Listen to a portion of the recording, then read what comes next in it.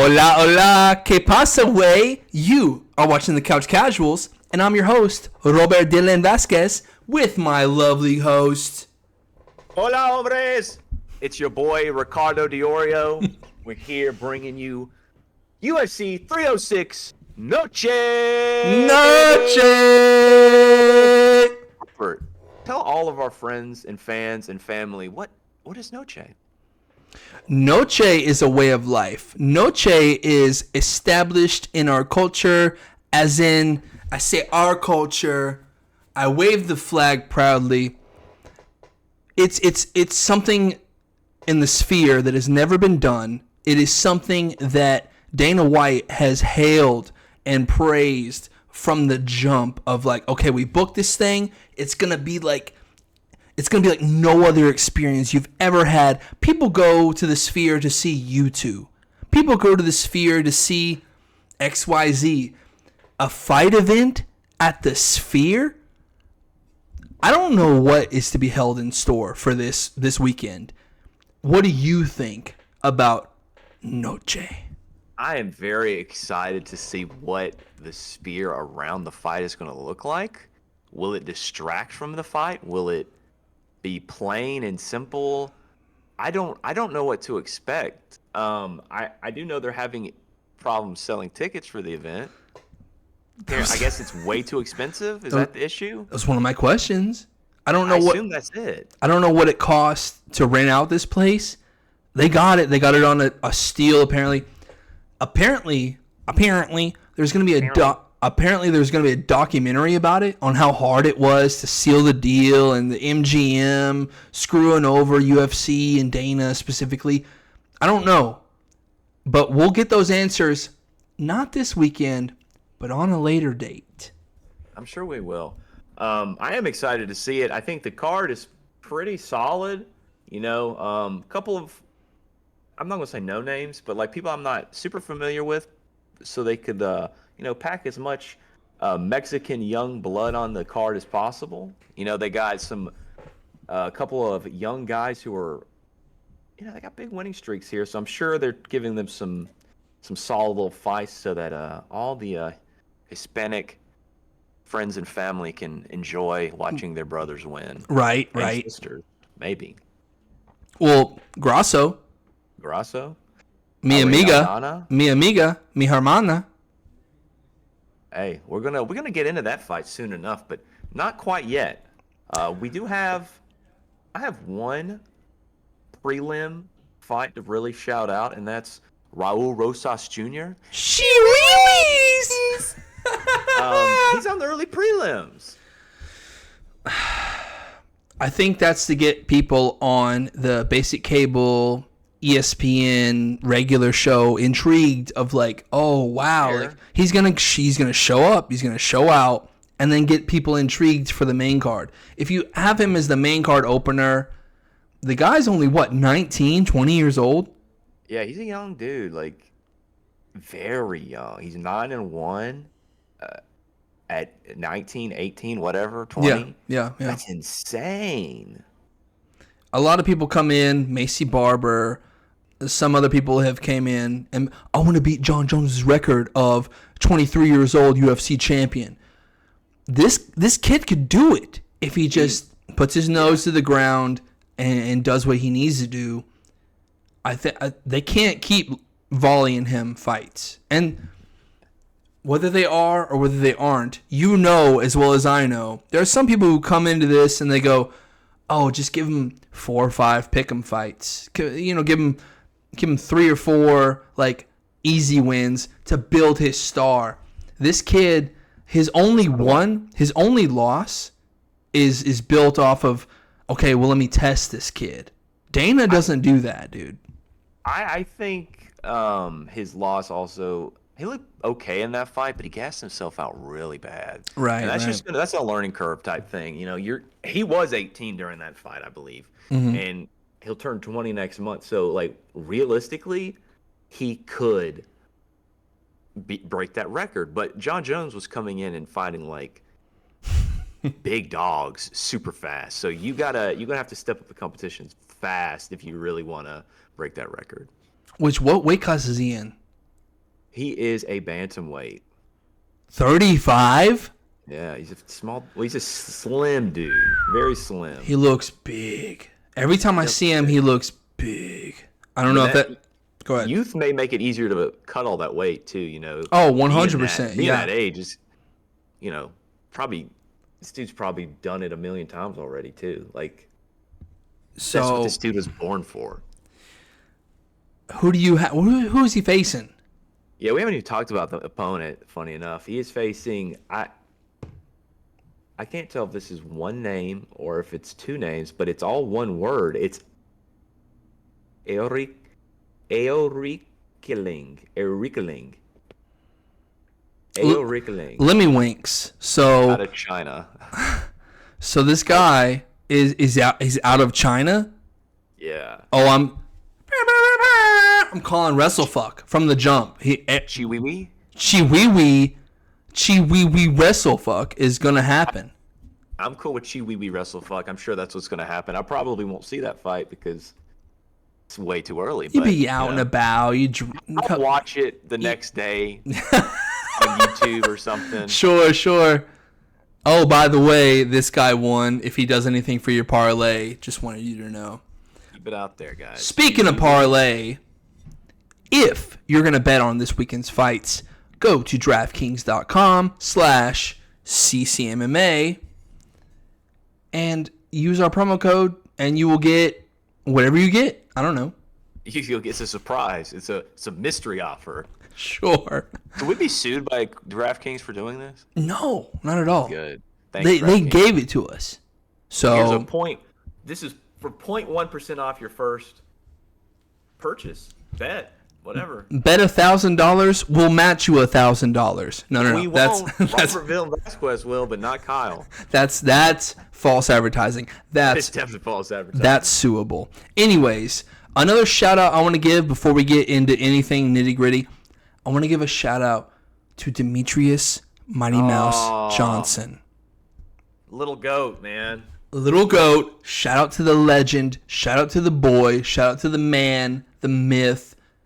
One of the greatest fighters of all time. If you guys don't know, go ahead. No, sorry. You finish your statement. I thought it was a cut. One of the greatest, if not the greatest fighter of all time. You want to limit him due to weight class. Okay, he was 125, 133, 140 pounds. He's not John Jones. He's not Francis Ngannou. The dude did work. Fought the best of the best. Never skewered. He was traded for the sack of potatoes Ben Askren on a UFC one championship deal. It's just underrated and underappreciated while he was in the number one organization. And Dana goes, yeah, I don't know who defended Demetrius Johnson more than me when he was here. He's definitely going into the Hall of Fame. I definitely defended him. Okay, Dana. We don't have receipts or anything where you're telling us that, the 125-pound division doesn't sell.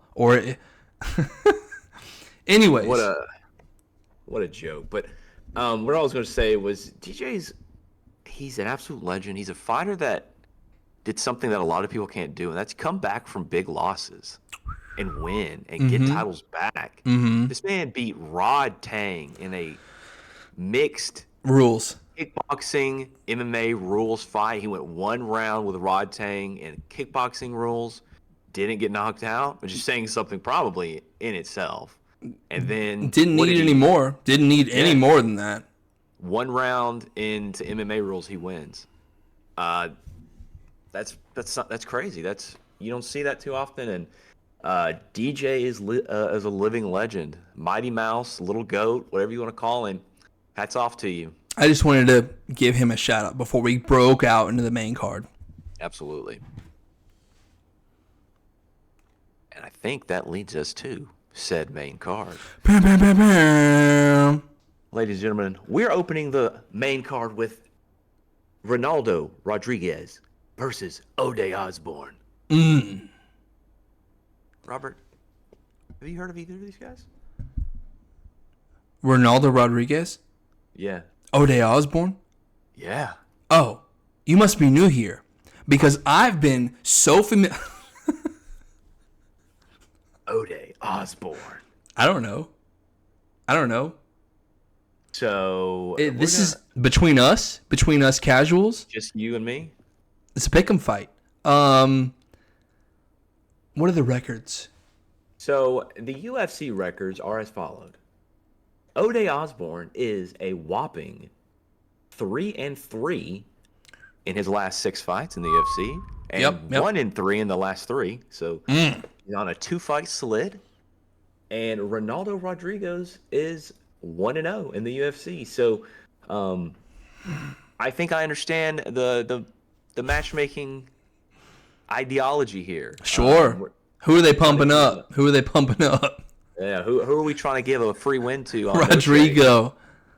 So, yeah, Ronaldo Rodriguez. My apologies. We're mixing his first and last name there. I don't know. I can't speak too much on this fight. It's a flyweight fight, so there should be a lot of action. You know, a lot of flying, if you will. Sure. Who you got? I mean, I'm going with 1-0 in the UFC. There's a reason they give him the opening on the main card. Yeah. He's going to come out. He's going to put on a show.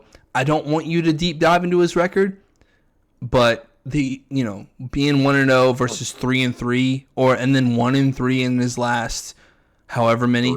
Yeah. I don't like that. 1-2, whatever. It's not good. I don't like that. Picking him, who do you have? I'm taking 1-0 Ronaldo Rodriguez, who is overall 17-2 versus a 12-7. So but to throw some fire to Ode, I mean, he's probably fighting for his career right here. This is like a cut him. If you lose this fight, do you stay on the roster? It just depends on how you lose. Do you get finished? Do you lose a close decision? Are you willing to lay it all out on the line? Yeah. You never know. You never know. True. But I think we're both taking Ronaldo. Yeah, 100%. We're together. All right. We're together on Noche. For the first pick on the Noche card. We're going to fight number 2. And Robert, I'm going to ask you a question. Let's I go. want you to tell me which of these 2 fighters is the Mexican fighter. Daniel Zellhuber versus Esteban Ribovic. Who you got coming out of Mexico? Give me the first one again, but are there any accents? Are there any? No, neither fighter has any sort of accents over the name. It's Daniel Zellhuber. Zellhuber? Zellhuber. Zellhuber. Zellhuber. Versus who? Esteban Ribovic. Ribovic? Ribovic. I'm gonna go with the first one. I think you got lucky because that is the guy out of Mexico. but if I hadn't asked it that way and maybe confused you, would you have picked Zellhuber? No, I wouldn't have picked Zellhuber. What's it? Daniel Zellhuber.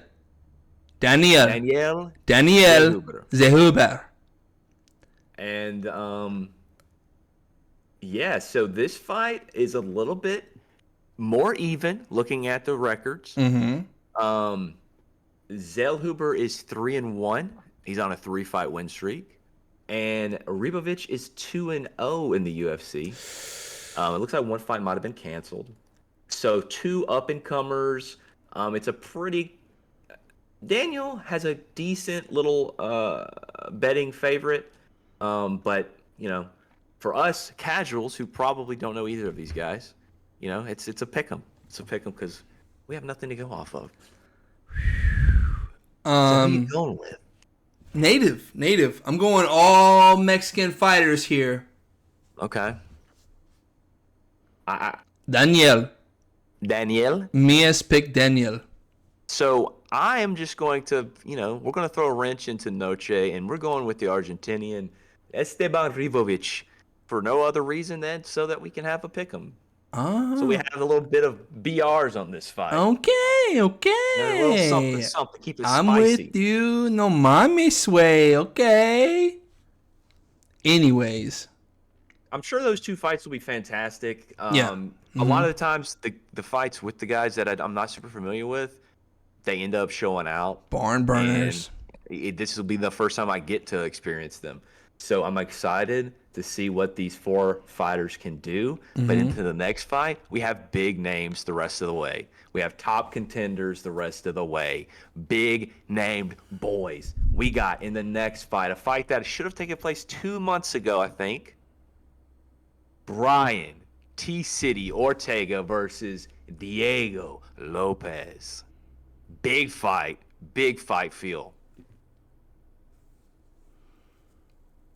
Take it. I don't know what to say. So we both picked Diego a month or whenever it was we did this because The beginning of the summer. Beginning of the summer. Yep. beginning of the summer. It was June. So June. We both picked Diego. Day of the fight. T City pulls out. I forget exactly why. Sick. I don't know. Staff. The reason that I picked Diego, we did the show like later in the week. We usually to keep kayfabe, we do the show whenever we can. But for the fans, our friends, we do the show kind of calculated. Like, okay, we're gonna do this, and then we're gonna post it on this day, and you never know what's gonna happen. I kind of sensed in my pick, at least, I'm speaking for myself. Okay, well, I'm hearing something in Brian's corner that I don't like personally. I remember you talking about this. I remember this. Okay. So it's like, okay, Diego Lopez, you don't want to be any less than 100% against Diego Lopez. Nah, dude. For sure. So this time around, I'm hearing nothing. I'm not, no whispers, no nothing. So, Kyle, I'm asking you, this is one of my questions. Let's hear it. Are you safe and sound with your original pick? What's different about this Brian Ortega that was going to go against the same Diego Lopez this time around? I'm sticking with my pick. I picked Diego before I heard the rumblings of something, and I was locking with Diego, the hot up and coming fighter. This dude is a banger. He goes in, he's a violent man. I'm picking Diego. I can't pick against the mullet anymore, the emo mullet. Lock it in, Diego Lopez versus T City on Noche. All right. Yeah. Who you got? All right. I got Brian T City Ortega. There it is. You know what? A healthy one, which we're doing this show earlier in the week. Gonna post it close to weigh-in day. Hopefully not. Anything could happen. Don't want it to. I want these two to fight. I want these two to fight so bad, Kyle. It was gonna be. It could have been fight of the night that time. It could be fight of the night this time. Banger alert. We have submission artists going against each other. But not only are they submission artists, no. They can knock people out. They can. They got hands. They got feet. Oh, man. This is a good fight, dude. I'm calling it. If you want to call it, we don't have to do bragging rights with this. Fight of the night. Oh, it's definitely fight of the night. We can agree on that. It'll give Hands us down. whatever Unless XP, occasionally you might have some no-name couple of guys just steal the show, but Sure. this is the expected fight of the night, at least I don't for me. I don't pick on any other fight being less than. And this is gonna be a good fight. This is gonna be a really good fight. I can't wait for this one. Hang on. One of my questions. Do you think they're underselling this card? How so? Just advertising it, or So, when Dana White first came out about the Sphere card, right? Do you remember what he said? Not exactly. I'm not holding you to a T, but like, I really don't. I don't even. This is gonna be the best card, the most watched card. This is gonna be everything everyone wants it to be. This is gonna be the Sphere card, right? Mm-hmm. And that's paraphrasing. Obviously, I'm not trying to hold Dana to any kind of standard, but he was selling it like, oh, it's gonna be the best. It's gonna be the best fighting combat sports event you've ever seen in your life. So do you think the question is, are they overselling it? This is a recent quote from Dana White. Oh, okay. Does it work? Is it great? Is it awesome? Does it suck? We don't know. Right. We won't know until it's over, but we're going to try it. So hang on. Okay.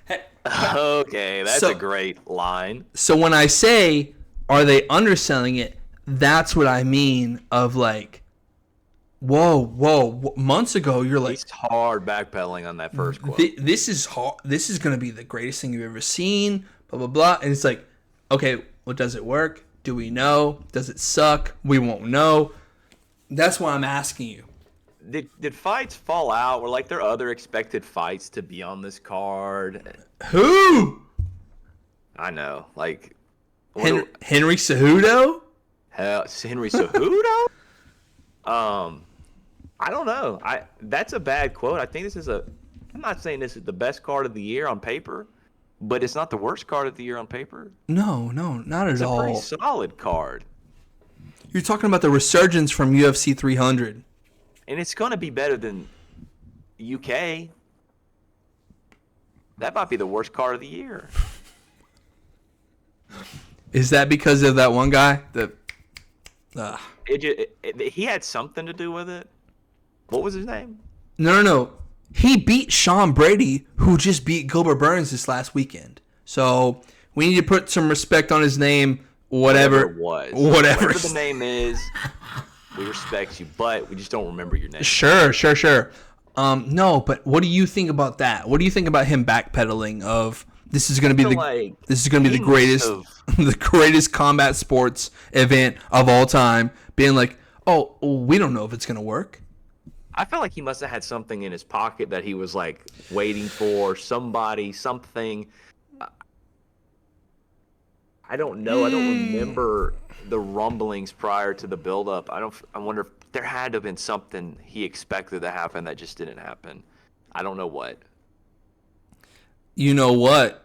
Uh-oh. You're done.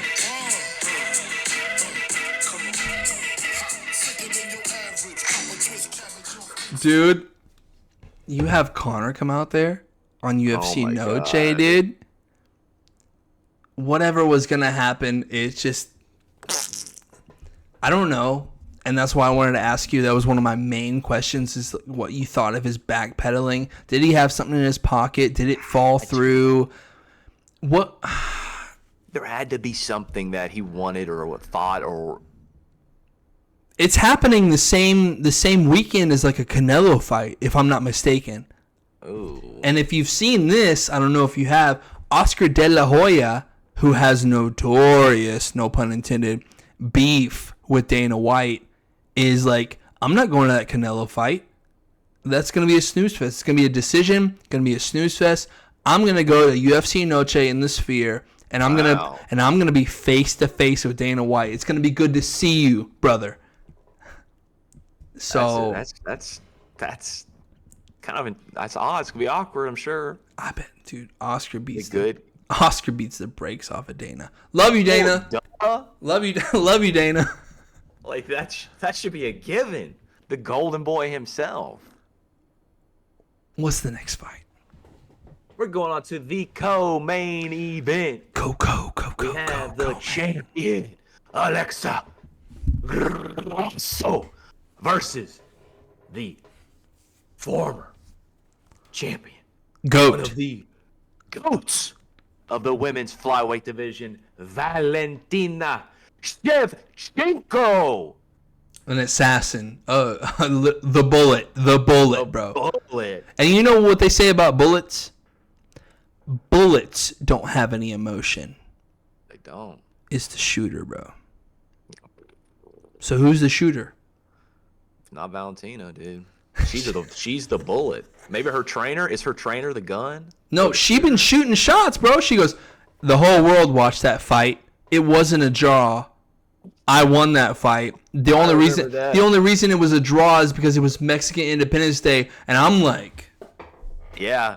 Oh, really now?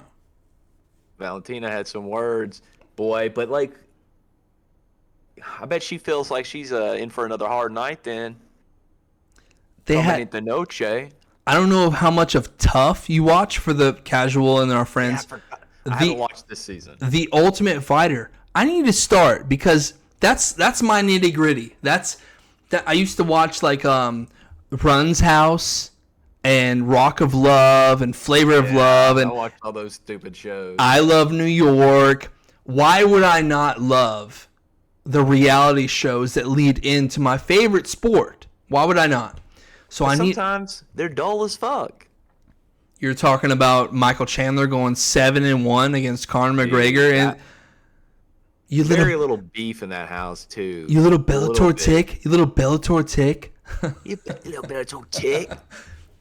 You do what you're fucking told. Oh God. But yeah, who says that I wouldn't love something like that? I just. This rivalry leading into the third fight. What happened in the first fight? Valentina was choked out.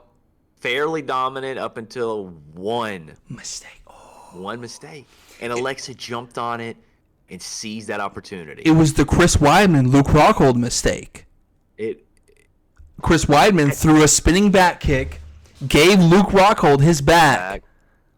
It was boom, boom, boom. It was over with. It was over with. Valentina was lobster red from her jaw up. That was an intense. That's not even a choke at that point. It's more like a wrench. Is it a face wrench, a neck wrench, neck wrench? God Almighty, you may not go to sleep from that, but that's gotta hurt more. She's tapping. The shit comes off of her face. Everything below her nose, ghost white. Ghost white. Red as fuck. It was insane. The second fight, I don't remember as well. Around the same time. It was a close fight, wasn't it? Like, it was just a straight up close fight. Would you? Do you remember having an opinion one way or the other as to who won? You know, I'm. Fair enough. I love the bullet. I love the bullet. I do too. Who doesn't? Grasso to fought as tough. We're forgetting everybody before Alexa. Valentina's running through. If it wasn't Amanda Nunes, if it wasn't Amanda Nunes, and it wasn't Joanna or Holly Holm, like, I know that's more than one, but like, you're talking about a girl who's running, sprinting through her division, and then she meets up people. She meets up Alexa Grasso, which if you guys had DraftKings.com/CCMMA. And you bet on Alexa Grasso back then. We didn't have it back then, but whatever. Fair. Never underestimate the underdog. Somebody on Dana White's Contender Series just knocked out. She was plus 800. You need to do your research. Don't just go off of what the Vegas is saying and what the bookies are saying. Vegas lines change based off of, one, who they actually favor, and two, who is getting more bets? But they don't know. They might as well be casuals with us. I want to interview a bookie. That would be an interesting one. That should be a little sideshow we get one time. Sure. Let's find a upstate bookie. I don't think that's even a thing because I think it's so illegal. It's so illegal, but it'd be kind of dope. That being said, fight styles. History, records, who do you got? I am bringing it back home. We're going back to Noche. We're picking Alexa Grasso to end the trilogy. Alexa, I mean, for all intents and purposes, Valentina should have won the second fight, but she didn't. And I'm not saying I think she won the fight. I'm saying going into the fight, she should have won. She didn't. It was a very close fight. Alexa has the steam, has the backing, has the fans probably.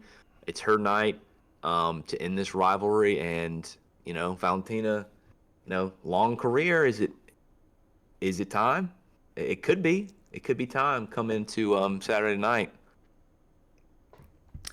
The thing about Fairweather fans and the thing about us watching these fighters grow and build their career as much as they do, we have nothing. After the fight, we have nothing but replays and highlights. So, oh my gosh, she was so dominant this time. 6 months, 8 months, 12 months go by. How do you expect the same Valentina that shows up and, okay, she knocked out Alexa or this, To this day, that's one of the scariest knockouts because she was out for like 5 minutes. she was gonna, you hear the little hop, like you see the little hop, and she's gonna fucking slam down her fist, and she goes, and the ref's like, no, please. She's an assassin with 3 asses. The 2 asses, an assassin, and her ass. But brother, I got Alexa Grasso, probably, honestly, by submission. I think she goes to knock her lights out, slips up just like the first fight. She's gonna go in there. She's gonna be very particular about what she throws, and she's gonna be conscious because her coaches are gonna be like, "You gotta go." She can't do that. She cannot panic. She is a point fighter. She's a very scary knockout artist. She cannot get overwhelmed in, I have to put this girl away. I can't leave it to the judges. It's already UFC Noche, Mexican Independence Day. I can't leave it to the judges. Please, just trust in your skills. Do your thing. But I don't think that she trusts herself. I'm gonna rewind my comments just a slight bit. I'm not gonna be like some of these fans and say Valentina's washed or how people do nowadays. That's not what I'm saying. When I say she could retire Saturday, I meant to say if you lose the trilogy in your place, even if you put on an excellent should have won, could have won fight, what else do you do? Do you think she does anything but championship fights at this point, really? And that's what I'm saying. I'm not saying her skills have diminished in any capacity. Sure. But that being said, that's our slogan. We need a shirt that just says "That being said." That being said. With that being said, we're going on to the main event, the card, or the fight that this whole card was built around, as John Anik likes to say. Sugar Sean O'Malley defends his title against Merab Dvalishvili. I'm pulling up the Sphere right now. It looks beautiful. The Sphere is a cool visual, without a doubt. Brother, this thing, I don't know what it's going to do, but damn it, it needs to do what it says it's going to do. The walkouts better be epic because I don't see any real thing for, like I said, if you do stuff during the middle of the fight, that feels distracting to the fight. But the walkouts need to be insane. Can we get Pyro back? Can we get Pyro? Pyro, I feel like Pyro's asking a little much. That's an enclosed space. I know. Okay, not in the Sphere, but like just after the Sphere, maybe. Let's get out to an arena. Let's give them a fucking WWE stage to come out of. Like, if you are what you say you are, have no fear. Oh boy, Sugar Sean's coming out, and then Merab's gonna come out to. I don't know. Some classical music. I don't know. This is an interesting matchup. Is it? So we're going to see Sean, the fluid, extra skilled striker Yeah. versus another just absolute takedown machine. WF. Merab is the ultimate WFer. His engine has no end to it. How many takedowns did he not throw like the most takedowns in one fight against Jan, I believe? Jan, Cejudo. He's just ragdolling these guys. And that's saying a lot. That's saying a lot. It's crazy that bantamweight is so wrestle heavy at the top, and Sean was able to still come. It's kind of always been. Just to allude to what you're saying, the Dominic Cruz, the Uriah Fabers, the TJ Dillashaws, the Cody Garbrandts. I know Cody Garbrandt has went out on his chin and his shield a couple times. Yeah. He's training at Team Alpha. I'd say Team Alpha Male, but it's formerly known as. Those guys wrestle, and he's got great defensive wrestling. It's been wrestle heavy for a long time.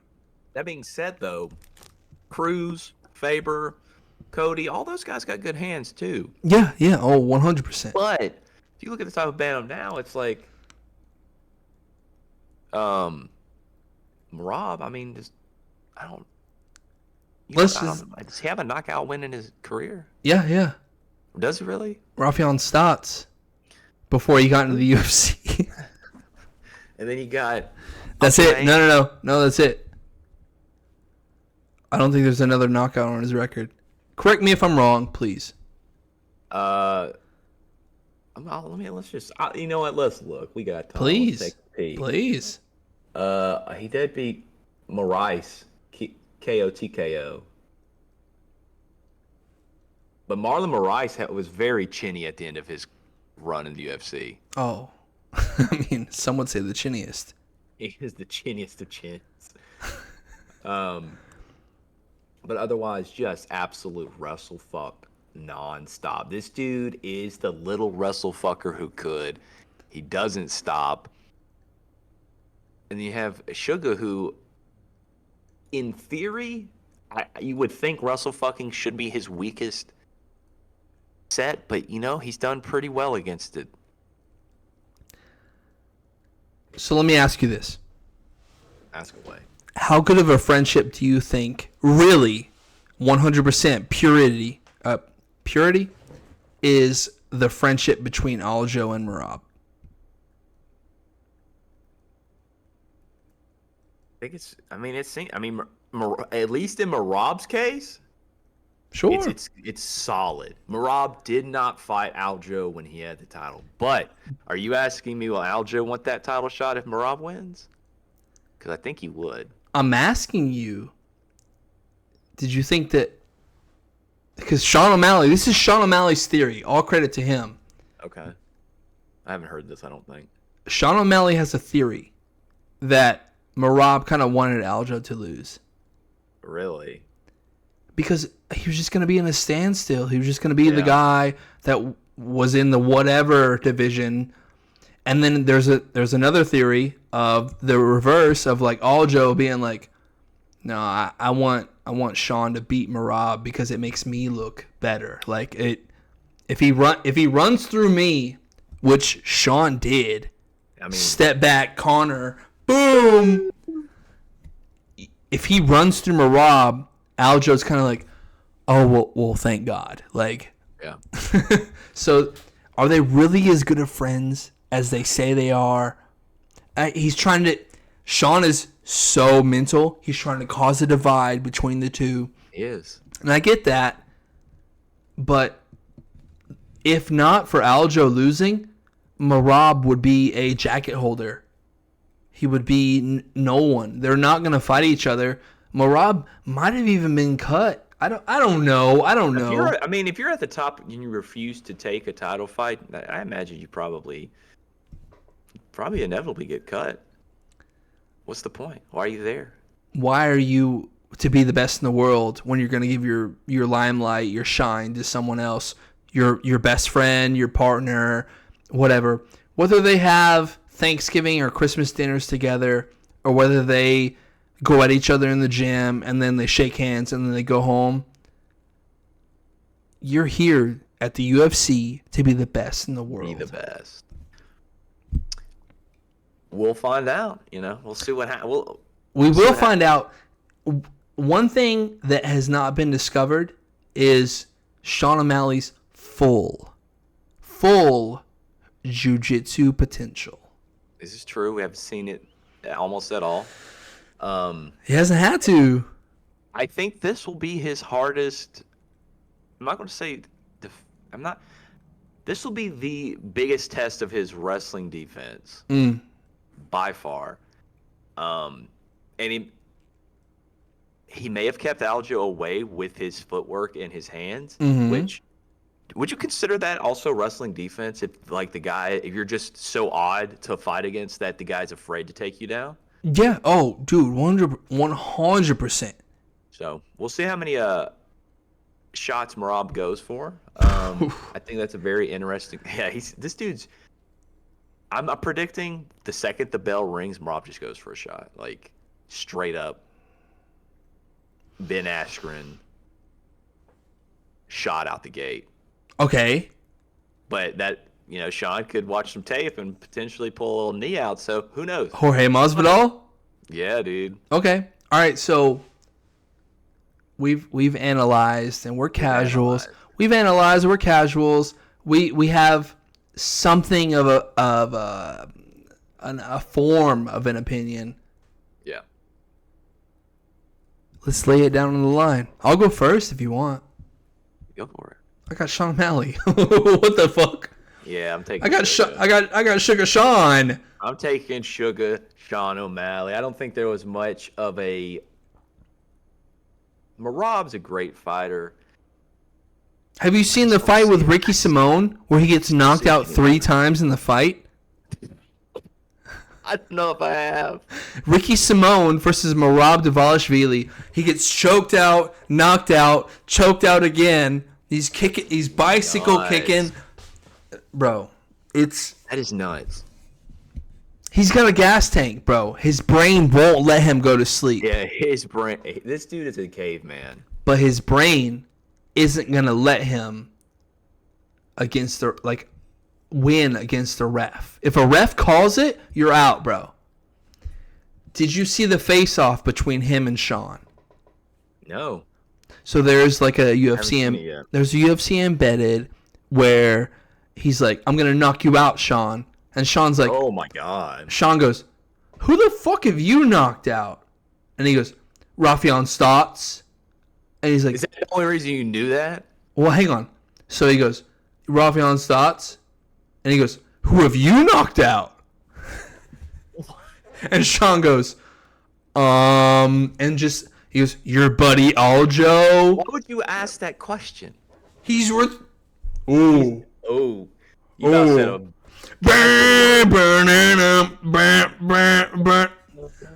Yeah, he's a dumbass. So Merab was like, "I've knocked people out. Trust me, I promise. I've knocked people out." And Sean's like, "Okay. Well, who have you knocked out?" And his knockout is one. Vicious knockout is it vicious? It's pretty vicious. It's a spinning back fist. Okay. Pre-UFC. Could you imagine Merab knocking Sean out Saturday night? Have you seen what that would look like? Have you seen Sean O'Malley's tweet? No. His most recent tweet is knockout Saturday, amazing, miracle, like. Spectacular. Like it's just like a tweet like going down and just like listing like it's gonna be awesome. He's calling it just like Connor.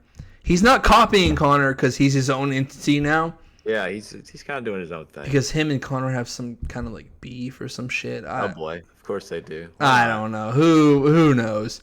But for Merab to be like, "Oh, well, who have you knocked out?" Your buddy, your training partner, you fucking your best friend. You were in the fight. You moron. You in the corner. Moron Dvalishvili. I got Sean. I'm not. I would never. Anyways, That's all I got. Man, that's the card. That's 306. You got anything else for the folks? Any questions? Anything to do? They're pulling out all the stops for this card. You They have are now. you have custom shorts for all the main card fighters. Do they really? I didn't see that. That's what it said. It said custom shorts for all the main card fighters, if not just the main event. They're like, okay, well, that was something that they did for UFC 300. Are they gonna do that for everyone? Or, and then it's ticket prices. You alluded to that earlier in the show. They're on sale now, right? How much they cost now? Don't do that. Don't do that to me. Let me check Ticketmaster real quick. Hey, check. Get two. Just me and you. Just me and you. Let's see what it cost us. Just me and you. Ticketmaster. UFC Noche. Get us some nosebleeds, will you? Yeah. Of course. Yeah. No results found. What do I gotta type in to find it? No. Because I think honestly, they wouldn't overhype it just to not. What is UFC X? Oh, I don't know. 20? No, I mean like, oh my god. What's up? What do you got? So, section 407. Yes, you want to send the notice, please? 407. Yeah. That would be just a casual 2 tickets before fees. $1,400.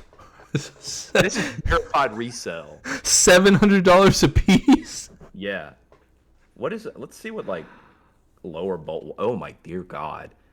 Section 104 is $1,700 on one ticket. Verified resale. Ticket. You know what? I'm going on a little Ticketmaster soapbox here. Ticketmaster, you've allowed nothing but scumbags to make money off of your platform for years, and you need to fix it. That's my guy. Verified resale is disgusting, and you know it. That's my guy. Anyway. Can I give you 2 more questions? 2 more questions. Rack them up. Dana White has recently came out with his Mount Rushmore. Is it for John Jones? It's exactly 4 John Joneses.